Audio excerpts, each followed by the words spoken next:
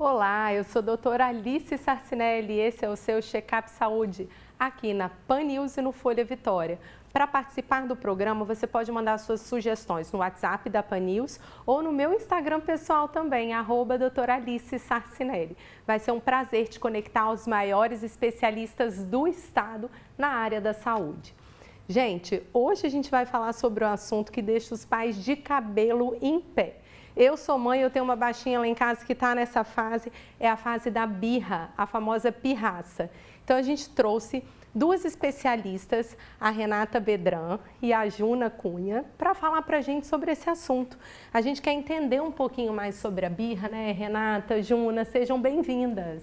Obrigada, boa tarde, é um prazer estar aqui com você.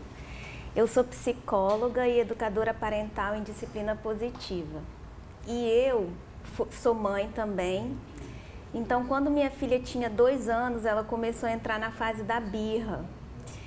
E eu comecei a me assustar com isso. Aí, um dia, uma noite, ela não queria botar o pijama para dormir de jeito nenhum. Aí, eu e meu marido insistindo, batendo de frente mesmo, com uma criança de 2 anos, como se a gente fosse criança também. Até que chegou um momento que a gente foi e botou o pijama nela à força. Mas depois disso, a gente se sentiu tão mal, assim, porque a gente estava enfrentando uma criança de 2 anos que não tem nenhuma capacidade de entrar em combate com a gente ou de ter alguma resistência. Renata, mas é porque a nossa tendência como pai, né, gente, eu acho que no momento da birra, a gente acaba achando que a criança está fazendo aquilo para provocar a gente. Fica muito claro esse efeito de provocação e às vezes gera realmente brigas. Eu acho que em muitas famílias isso é comum. O pai ter uma postura, a mãe ter outra, a gente ter que combinar como é que vai ser feito. Explica pra gente, Renata, o que está por trás da birra? A criança faz isso, é para irritar a gente? Que comportamento, o que gera isso? Então, aí eu fui e falei, não é assim que eu quero criar minha filha. Aí eu fui atrás da disciplina positiva, fui estudar sobre isso. Então, a birra faz parte do desenvolvimento infantil. Toda criança vai fazer birra. E toda criança? Toda criança. Que alívio! Porque por volta dos 2 anos, a criança começa a entender que ela é um ser humano separado dos pais. E ela... Que é o terrible two que as pessoas falam, que com 2 anos a criança vira uma chave ali, né? Começa a dizer não pra gente. Aí ela começa a se opor aos pais porque ela quer se autoafirmar, falando que ela é um indivíduo. Só que ela ainda não tem como fazer as coisas que ela quer, né? Nem tudo ela vai poder fazer. Então, os pais, ela acaba entrando em embate e ela não consegue lidar com as limitações que ela tem, assim, ela não consegue lidar com não. Então, a birra não é a criança querendo desafiar os pais, querendo aborrecer os pais, né? Porque às vezes a gente acha assim, tá me desafiando, eu vou colocar logo o limite para acabar com isso, senão daqui a pouco ele tá mandando em mim, né? Às vezes acontece esse papo assim, é melhor torcer o pepino agora de menino para depois não se virar contra a gente. A gente fica realmente um pouco perdido e eu acho que é nossa função hoje também aqui, gente, trazer as soluções. A gente vai falar junto com a Renata, com a Juna também, a Juna em ambiente escolar, o que a gente não deve fazer, mas elas também vão dar ideias do que fazer. Mas eu queria trazer para vocês, a gente sentir um pouquinho na pele, antes, o que uma mãe passa. Então, a gente chamou a Ana Karine Fiuza para contar para a gente o drama dela. Ela traz também um questionamento e eu acho que faz parte de nós como mães, os pais, né, os nossos ouvintes, sentirem na pele aí de uma mãe que passa essa situação em casa também. Doutora Alice, obrigada pela oportunidade de poder vir aqui e tirar um pouco das minhas dúvidas sobre educação infantil. Bom, eu como mãe tenho vivido momentos às vezes difíceis, bastante desafiadores com meu filho. Quando às vezes a gente precisa de encerrar uma atividade para se arrumar, para ir para a creche, né? A gente está terminando uma brincadeira e eu preciso que ele troque de roupa e escove os dentes para a gente ir. E muitas vezes ele não quer, ele se joga no chão, ele fala, eu não vou, eu não quero ir. E por mais que eu tente explicar, conversar, dizer, filho, mas é importante, a gente precisa ir para a escolinha agora. vira uma catarse.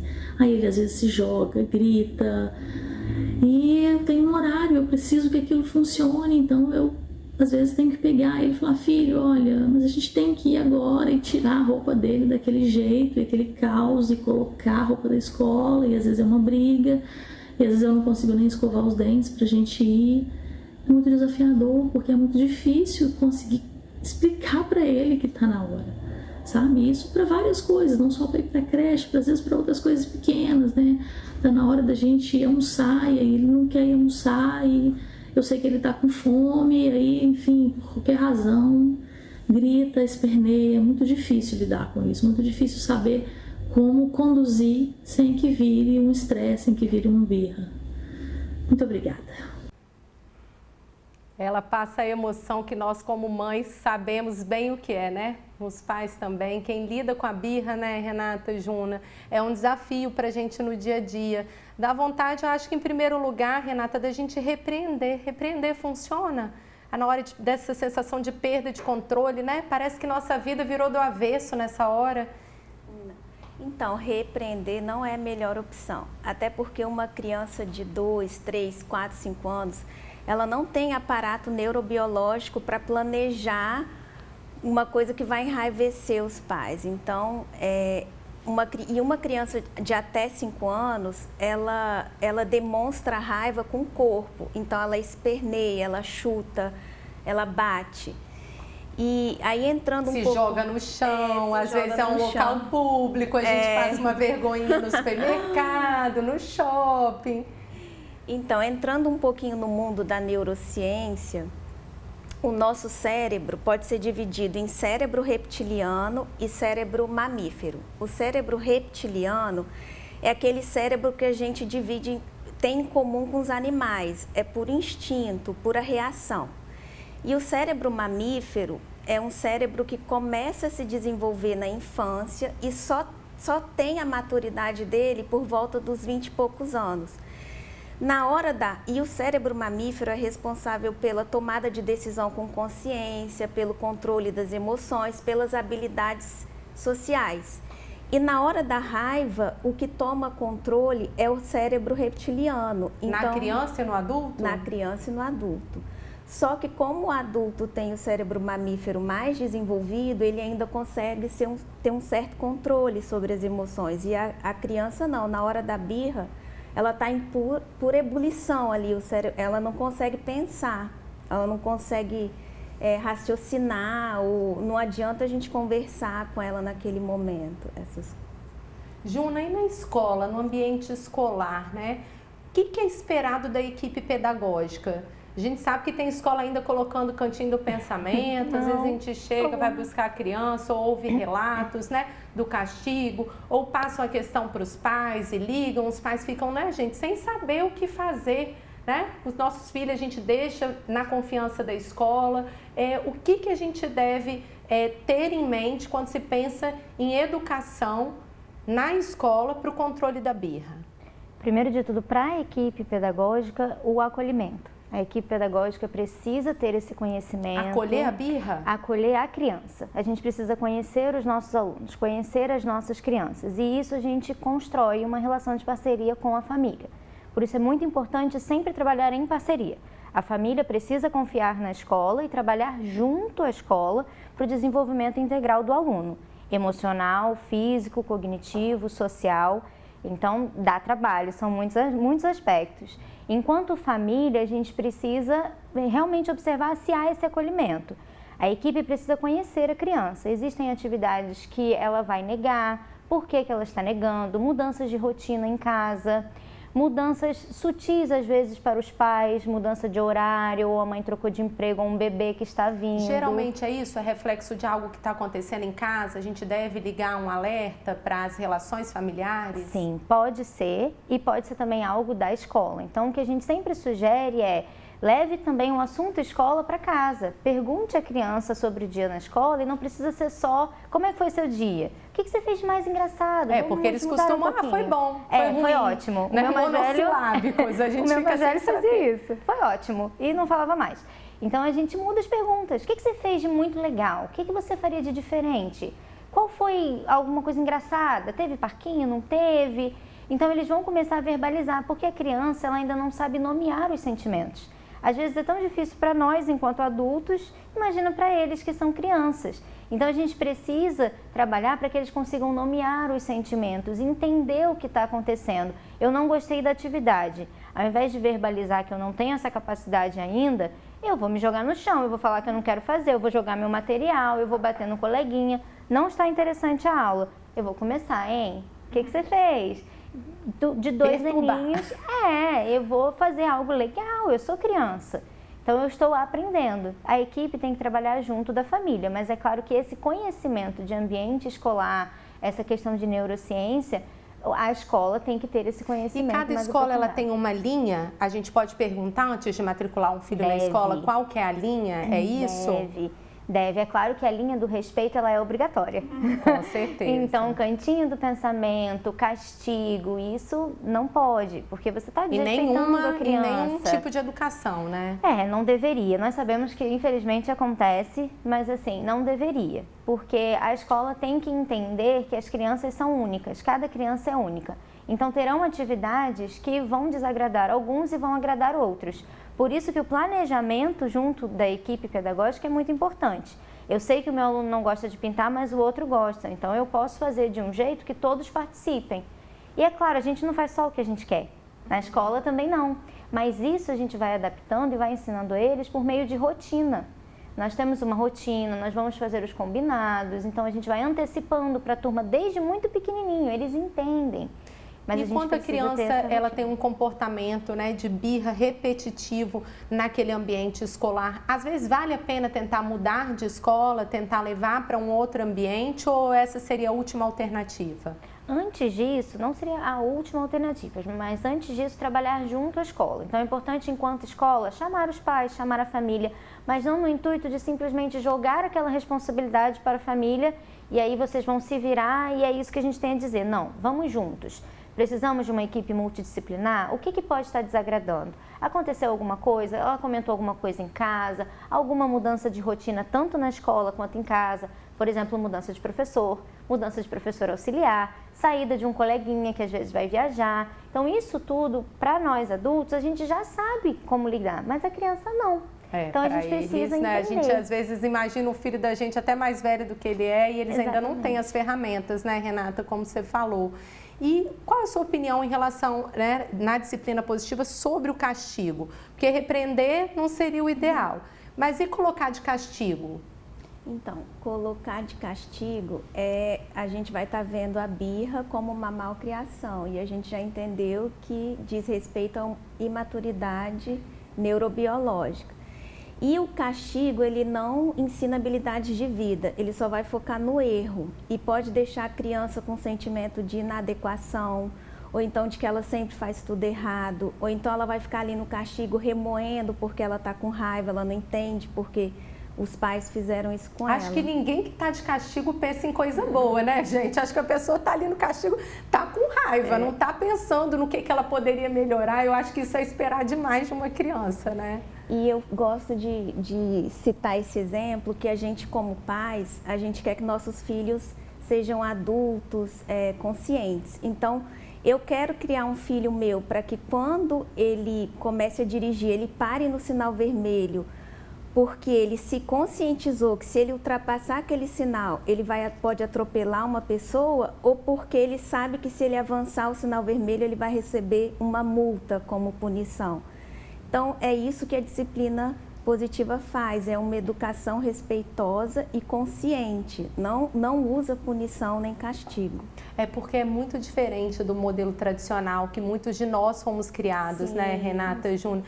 Então, às vezes, vem o que a gente também passou na infância, as mensagens que as nossas famílias passaram pra gente do que é respeito, do que não é respeito, né? Então, até entre o casal, às vezes, há uma divergência. Sim. Eu vejo também muito como solução alguns pais que passam a ignorar a criança, né? A criança faz a pirraça ali e aí a reação é, não fala comigo, fica aí no seu canto e passa a às vezes tem também funcionários, quem cuida da criança, aí às vezes até reportam para os pais, ele fez a birra, mas eu ignorei, não estou falando com ele, falei que eu estou brava, cortei relação. Isso funciona? Seria uma alternativa, ignorar? Não, ignorar também não seria uma alternativa, porque é você deixar a criança sozinha no momento que ela está com uma dor emocional.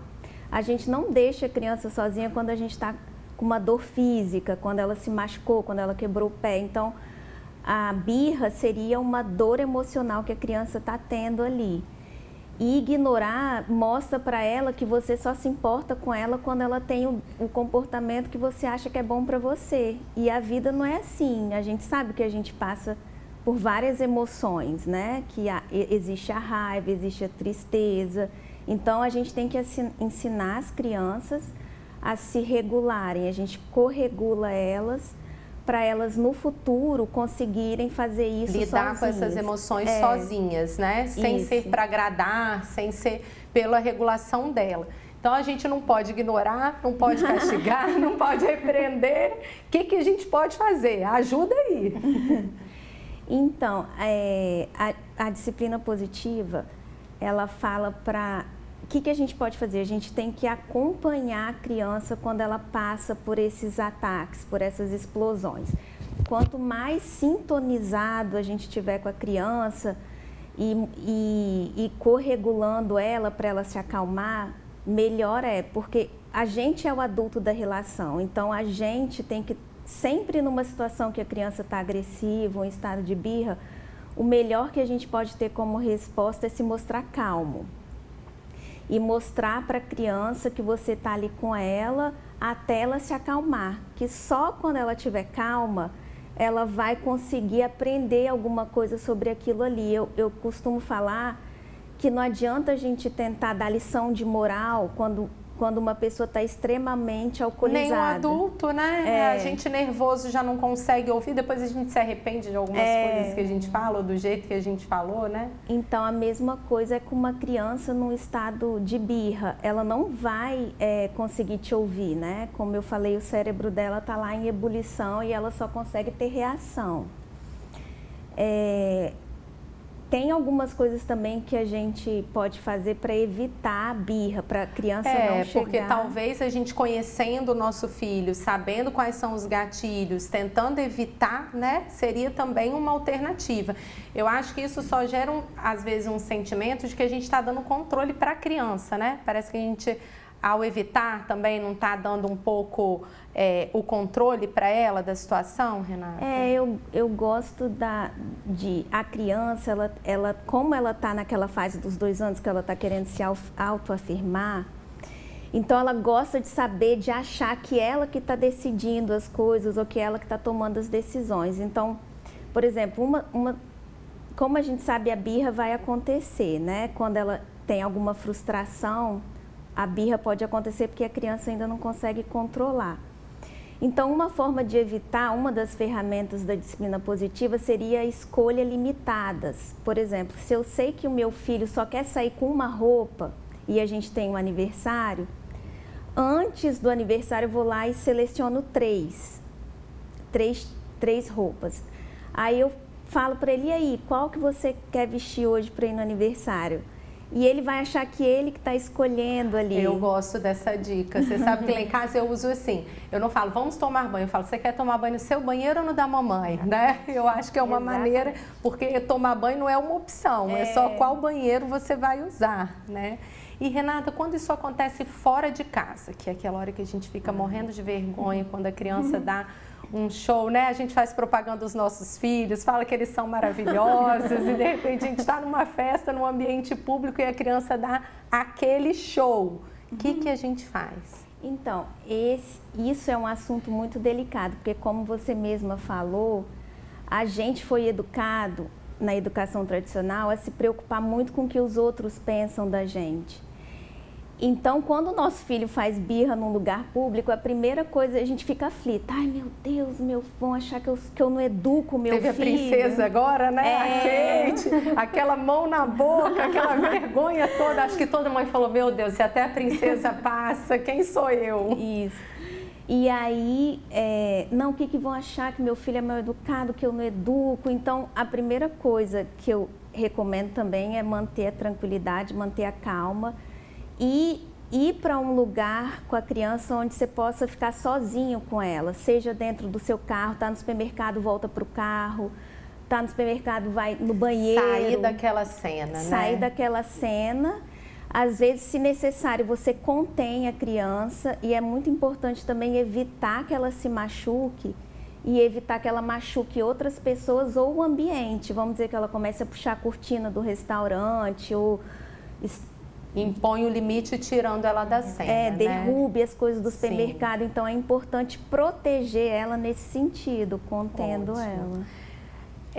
A gente também quer trazer para o nosso ouvinte uma solução pelo SUS, né? Então, o que a pessoa pode fazer? Onde que ela pode buscar essa solução no serviço público?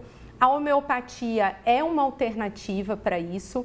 A gente, inclusive, trouxe a doutora Sumaia Salume, que é uma homeopata, e a homeopatia, ela está disponível no SUS, que são as práticas integrativas complementares, as PICs. Então, a Secretaria de Estado de Saúde disponibiliza e os municípios também. Então, você pode procurar no site da CESA, procurar se informar no seu município também, onde a homeopatia está sendo disponibilizada, mas vamos entender como que a homeopatia pode ajudar na birra, no controle das emoções da criança. Olá, Alice. É um prazer estar aqui com vocês. Meu nome é Sumaia Salume, eu sou médica, pediatra, homeopata e vou tentar esclarecer de que forma a homeopatia pode tratar os transtornos emocionais e de conduta da criança.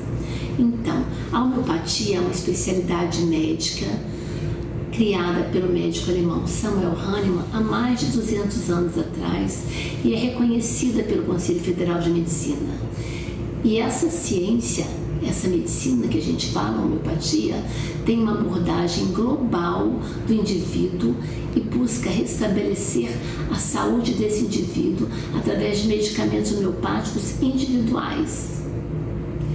Cada vez mais tem chegado nos nossos consultórios crianças em busca de tratamento para ansiedade, para depressão, para síndrome do pânico, terror noturno com os distúrbios do sono, crianças com hiperatividade, crianças com déficit de atenção.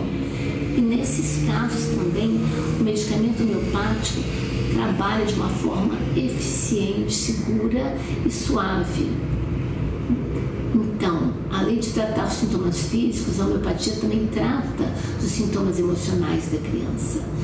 Então, nós deixamos de ser aquela medicina que era procurada só para tratar asma, alergia, rinite, pneumonia, amidalite, e estamos cada vez mais ajudando as crianças através de uma medicina de forma suave e curativa. Renata, Juna, eu queria agradecer a presença de vocês, a gente falar de birra, a gente como mãe, a gente como família, né? Porque mesmo quem não tem filhos já vivenciou certamente alguma situação de birra, é um assunto que dá pano para manga. Então foi muito gostoso o nosso bate-papo, eu queria agradecer a presença de vocês. Obrigada, também queria agradecer a oportunidade. Obrigada. Muito obrigada e qualquer dúvida estamos sempre à disposição. Esse foi o Check-up Saúde de hoje. Você pode também acompanhar o nosso conteúdo nas colunas, no Vida Saudável, lá no Folha Vitória, o nosso jornal. A Renata é nossa colunista e está lá também. E toda semana traremos aqui um novo assunto para vocês. Nosso compromisso é com a prestação de serviço e saúde de qualidade.